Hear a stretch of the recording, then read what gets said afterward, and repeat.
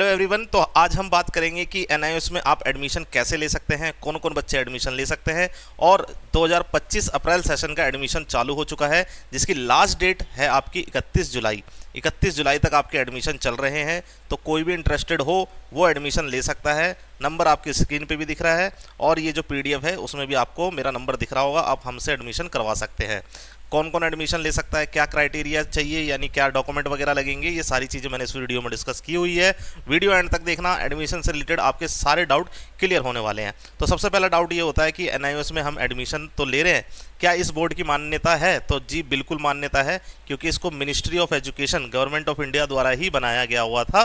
तो ये बिल्कुल मान्यता प्राप्त है। जैसे कि आपका सीबीएसई बोर्ड होता है, बिहार बोर्ड होता है, यूपी बोर्ड होता है, वैसे ही आपका एक एनआईओएस ओपन बोर्ड होता है। ओपन स्कूलिंग क्लियर बड़े बड़े अक्षरों में लिखा हुआ है इन्होंने, यानी कि आपको घर बैठे ही पढ़ाई करनी पड़ती है। इसके लिए कोई रेगुलर स्कूल जाने की ज़रूरत नहीं है। तो बढ़ते हैं हम अपनी अगले क्वेश्चन की तरफ, जो कि है एनआईओएस में कौन कौन एडमिशन ले सकता है। जैसा कि बच्चों अभी आया हुआ है सीबीएसई का रिज़ल्ट, अभी हाल ही में रिज़ल्ट आए हैं। तो एडमिशन ज़्यादातर जब बच्चों का रिज़ल्ट फेल आ जाता है ना 10th में या 12th में, तब इसमें लिए जाते हैं। तो जैसा कि सीबीएसई का रिज़ल्ट आया है, तो इस साल भी एडमिशन ज़्यादा से ज़्यादा होने के चांस है, क्योंकि इसमें टीओसी की सुविधा होती है। तो हम वो डिस्कस करेंगे। तो जिन बच्चों का रिज़ल्ट फेल आया है या अपने मार्क्स को इम्प्रूव करना चाहते हैं, तो वो एनआईओएस के माध्यम से कर सकते हैं। वीडियो पूरी देखना, तभी आपको समझ में आएगा क्या डॉक्यूमेंट लगते हैं, क्या फीस चार्जेस है, वो सारी चीज़ें समझ में आने वाली है। और हमसे आप एडमिशन लेते हैं तो आपको क्या बेनिफिट मिलने वाला है। तो चलिए शुरू करते हैं। सबसे पहला क्वेश्चन कि एनआईओएस में एडमिशन कौन कौन ले सकता है। तो सबसे पहले वो व्यक्ति ले सकता है जिसने किसी भी कारणवश अपनी पढ़ाई बीच में छोड़ दी हो। कोई भी जिसकी पढ़ाई बीच में छूट गई, अब वह 10th करना चाहता है, उसके पास स्कूल का कोई भी प्रमाण नहीं है, क्योंकि ज़्यादातर ऐसा ही होता है। कोई बच्चा अगर जिसने 5वीं 6ठी या 8वीं 9वीं तक पढ़ाई करी और उसने किसी कारणवश अपनी पढ़ाई छोड़ दी, और अब उसकी उम्र हो गई है 20, 22 या 25 या 30 साल, कितनी भी हो गई है, तो वो व्यक्ति चाह रहा है कि अब उसकी 10th हो जाए। तो जाहिर सी बात है, जब उसने अपनी पढ़ाई छोड़ी होगी, ऐसी कंडीशन में छोड़ी होगी कि टीसी वगैरह भी नहीं निकलवा पाया होगा वो, तो ना ही टीसी है ना ही कोई मार्कशीट है, तो क्या ऐसे बच्चों का एडमिशन हो सकता है? तो जी हाँ, बिल्कुल एडमिशन हो सकता है। सिर्फ आधार कार्ड चाहिए, और आधार कार्ड के बेस पे उसके एक एप्लीकेशन लिखी जाती है जिसमें सेल्फ डिक्लेरेशन होता है, वो मैं बना के दूंगा। अगर आप हमसे एडमिशन लेते हैं तो सिर्फ आपको आधार कार्ड से ही आपका एडमिशन ले लिया जाता है एनआईओएस में, और सेल्फ डिक्लेरेशन फॉर्म लगता है, वो मैं बना के दूंगा। ठीक है, तो पहली कंडीशन समझ में आ गई। पहले कौन लोग कर सकते हैं? जिनकी पढ़ाई किसी भी कारणवश बीच में छूट गई थी, अब उनके पास कोई भी प्रमाण पत्र नहीं है, स्कूल का कोई सर्टिफिकेट नहीं है, क्या वो कर सकते हैं? जी हाँ, बिल्कुल कर सकते हैं। दूसरे तरह के वो लोग भी कर सकते हैं जो 8वीं में फेल हो गए, 9वीं में फेल हो गए, 10वीं में फेल हो गए, और अब वो चाहते हैं कि उनका साल बच जाए और वो 10th कर लें अपना। तो बिल्कुल जी, वो भी कर सकते हैं कि जो फेलियर स्टूडेंट है वो अपनी 10th कर सकते हैं। 11th या 12th कोई फेल स्टूडेंट है वो भी अपनी 12th पूरी कंप्लीट कर सकता है।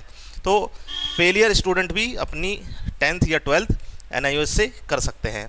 तीसरे तरह के वो बच्चे हैं, अगर कोई इसी साल फेल हुआ, जैसा मैंने बताया आपको सीबीएसई का रिज़ल्ट आया है, तो रिज़ल्ट में कोई मान लीजिए 12th में फेल हो गया, ठीक है, क्लियर लिखा हुआ आ रहा है कि फेल है ये स्टूडेंट, तो वो व्यक्ति क्या करेगा?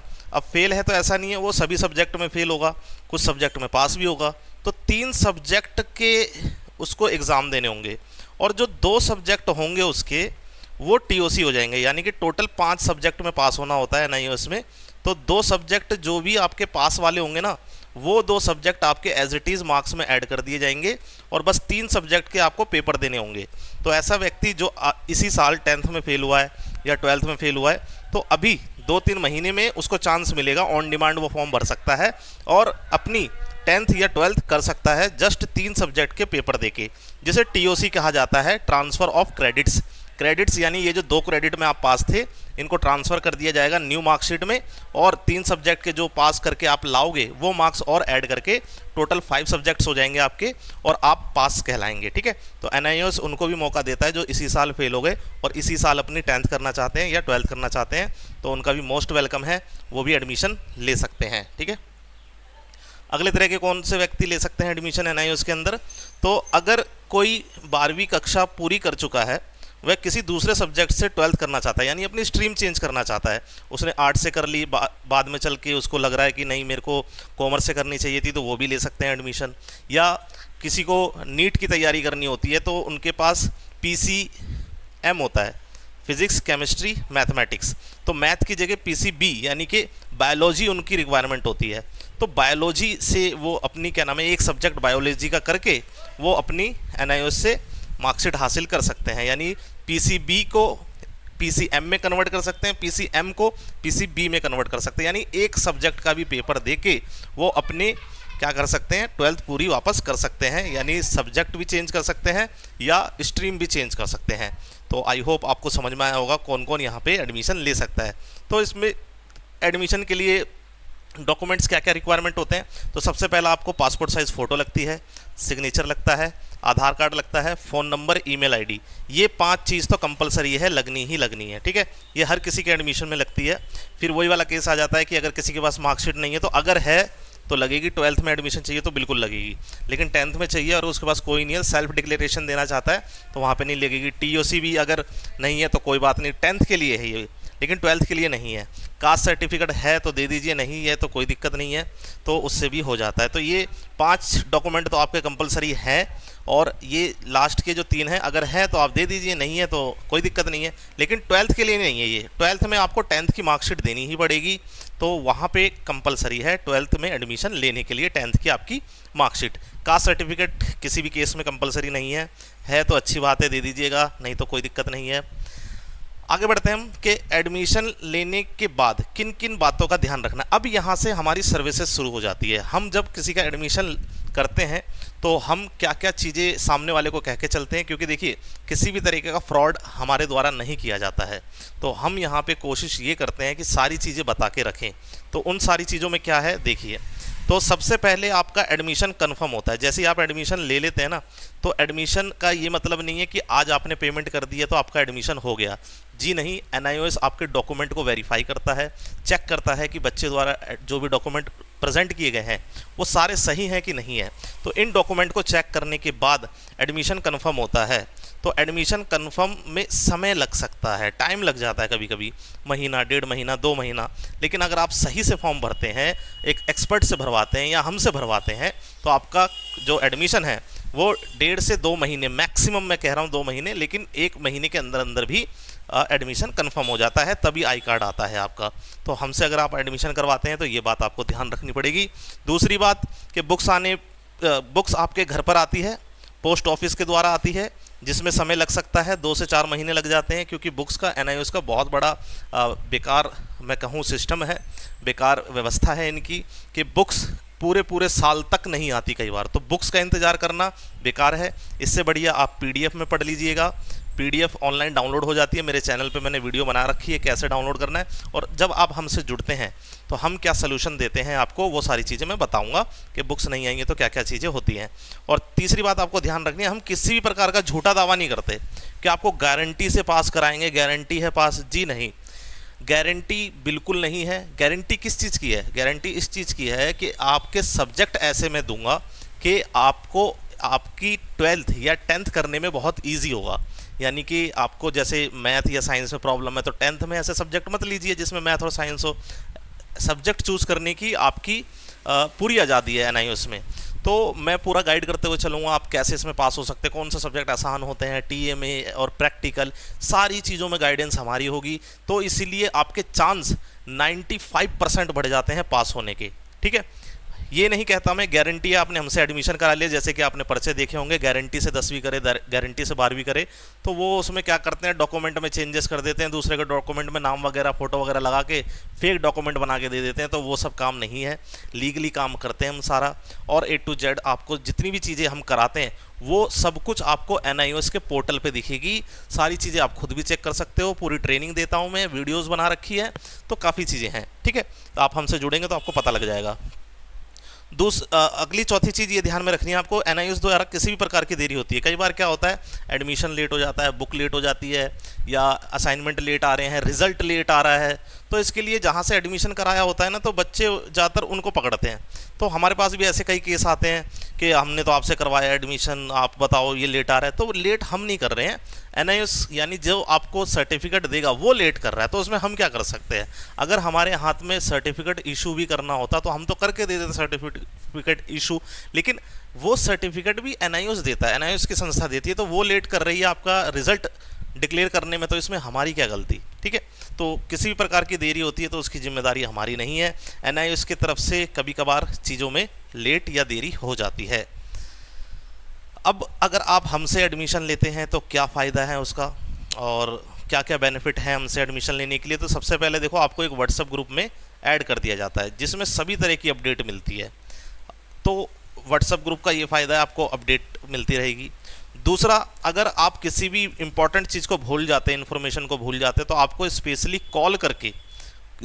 कॉल करके इन्फॉर्म किया जाएगा कि आपका टीएमए सबमिट नहीं हुआ अभी तक, आपने प्रैक्टिकल नहीं बनाया या आपने शुरू करा कि नहीं करा, तो पर्सनल कॉल भी जाएगा।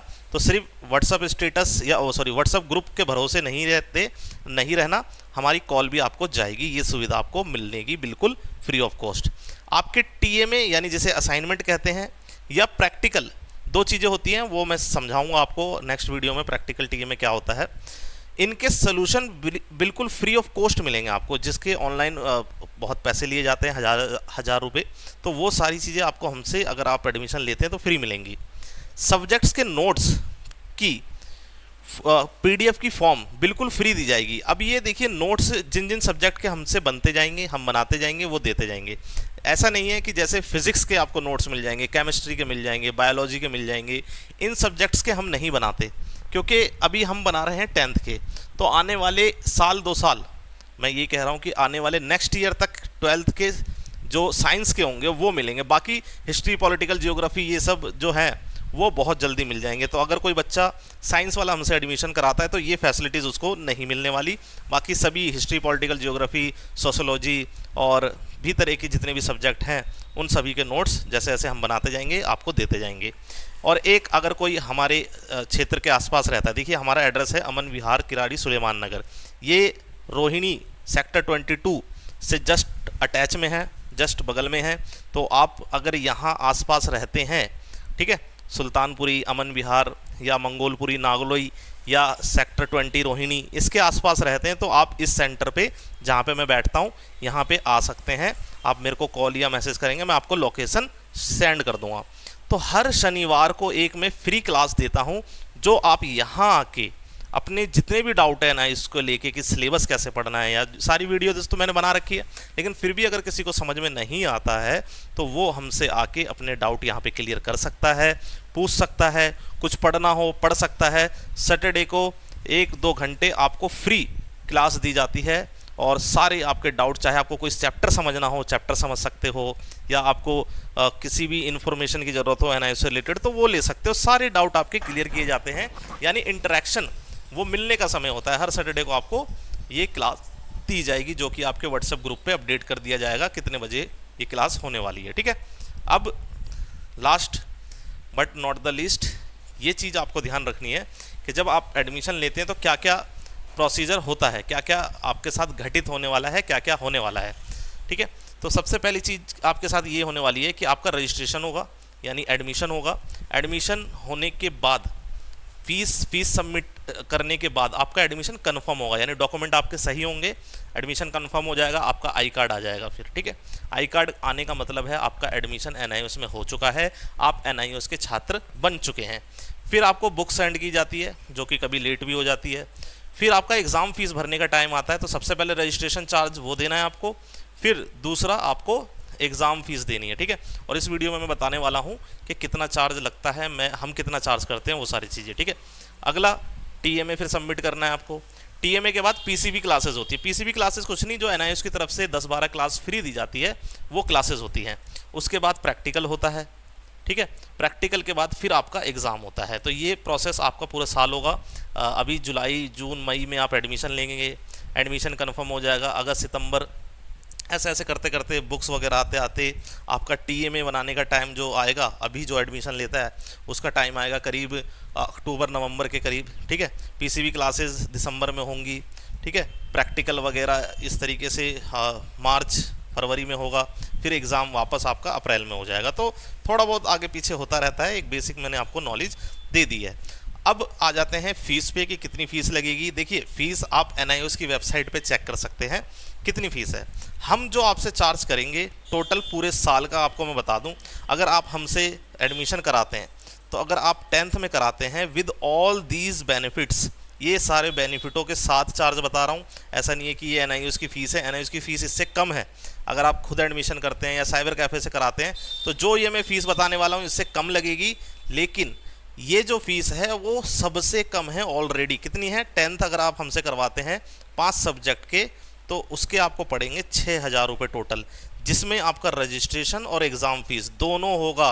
यानी पूरे साल आपको 1 रुपया नहीं देना, पूरे साल की फ़ीस एक ही बार 6,000 आपको हमें देने हैं, और 6,000 में आपका पूरा एडमिशन भी हो गया, एग्ज़ाम फीस भी चले गया, TMA के सलूशन, प्रैक्टिकल के सलूशन, और प्रैक्टिकल और जो TMA है उसको अपलोड करना, आपके डाउट क्लासेस, आपका व्हाट्सअप ग्रुप के अंदर जो इन्फॉर्मेशन मिल रही है, कॉल जो जा रही है, ये सभी तरह की सारी सुविधाएँ 6,000 में है, जिसकी एक्चुअल कॉस्ट 15,000 रुपये पड़ती है, वो हम आपको 6,000 में प्रोवाइड करा रहे हैं। ठीक है, ये थी 10th की बात।